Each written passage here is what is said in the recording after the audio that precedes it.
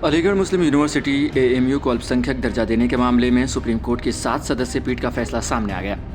यह निर्णय सर्वसम्मत नहीं बल्कि 4.3 के अनुपात में था। भारत के मुख्य न्यायाधीश सीजेआई न्यायमूर्ति खन्ना, न्यायमूर्ति पारदीवाला और न्यायमूर्ति मनोज मिश्रा ने बहुमत के फैसले के पक्ष में राय दी, जबकि न्यायमूर्ति सूर्यकांत, न्यायमूर्ति दीपांकर दत्ता और न्यायमूर्ति एससी शर्मा ने असहमति जताई।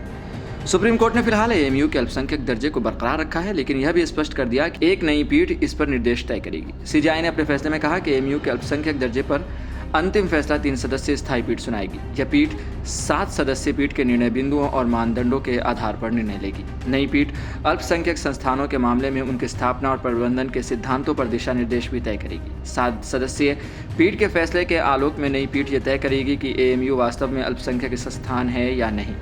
दरअसल सुप्रीम कोर्ट ने अभी तक यह तय नहीं किया कि एएमयू अल्पसंख्यक संस्थान है या नहीं। 1967 के केएस अजीज बादशाह मामले में अदालत ने कहा कि किसी संस्था को अल्पसंख्यक दर्जा मिलेगा यदि वह एक ही समुदाय के सदस्यों द्वारा स्थापित किया गया हो। एएमयू के मामले में यह तर्क दिया गया कि चूंकि यह संस्थान मुसलमानों द्वारा नहीं बल्कि संसद के एक अधिनियम के तहत बनाया गया था, इसलिए इसे अल्पसंख्यक संस्थान नहीं माना जा सकता है।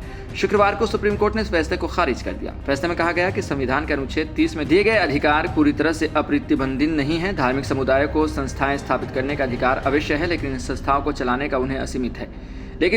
चलाने का उन्हें असीमित अधिकार नहीं है। सरकार अल्पसंख्यक संस्थानों को विनियमित कर सकती है। सुप्रीम कोर्ट ने 4.3 के अनुपात से 1967 के फैसले को पलट दिया, जिसमें एएमयू को अल्पसंख्यक दर्जा देने से इनकार कर दिया गया था। इस फैसले पर वकील शादान फरास ने इस एएमयू के लिए बड़ी राहत बताया। उनके मुताबिक फैसले में तय मापदंडों के चलते आगे का मामला सकारात्मक रहेगा।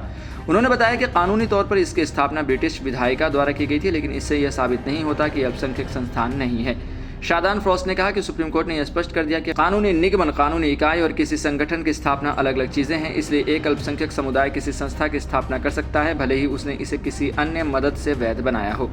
सीजेआई ने कहा कि जो संस्थान शैक्षणिक कॉलेज थे, उन्हें शैक्षणिक संस्थान में बदलने की प्रक्रिया ही शैक्षणिक संस्थान बनाने की पहचान है। अदालत को संस्था की उत्पत्ति पर गौर करना होगा और देखना होगा कि इसे स्थापित करने के पीछे क्या मंशा थी। अजीज बादशाह मामले में सुप्रीम कोर्ट ने फैसला सुनाया कि एएमयू को अल्पसंख्यक दर्जा नहीं मिल सकता, क्योंकि इसकी स्थापना एक कानून द्वारा की गई। अब 7 सदस्यीय पीठ ने फैसले को रद्द कर दिया। बहुमत के फैसले के अनुसार कोई संस्था अपना अल्पसंख्यक दर्जा केवल इसलिए नहीं रख सकती क्योंकि यह कानून द्वारा बनाया गया है। यदि शोध यह साबित करता है कि संस्था की स्थापना अल्पसंख्यक समुदाय द्वारा की गई थी, तो वह अनुच्छेद 30 के तहत अल्पसंख्यक दर्जे का दावा कर सकता है। इसी आधार पर सुप्रीम कोर्ट ने मामले को स्थायी बेंच के पास भेज दिया। सुप्रीम कोर्ट ने यह तय नहीं किया कि एएमयू अल्पसंख्यक संस्थान है या नहीं, लेकिन मूल्यांकन का एक व्यापक मानक 3 न्यायाधीशों को पीठ के लिए महत्वपूर्ण था। मानक तय किए गए हैं, इसमें इतिहास, रहन सहन, प्रशासनिक भूमिकाएं आदि शामिल हैं। सुप्रीम कोर्ट ने यह स्पष्ट कर दिया कि किसी संस्था का कानूनी अस्तित्व उसके अल्पसंख्यक दर्जे के अधिकार से इनकार करने का आधार नहीं हो सकता। संस्था की स्थापना एवं प्रबंधन में अल्पसंख्यक समुदाय की भूमिका निर्णायक हुई।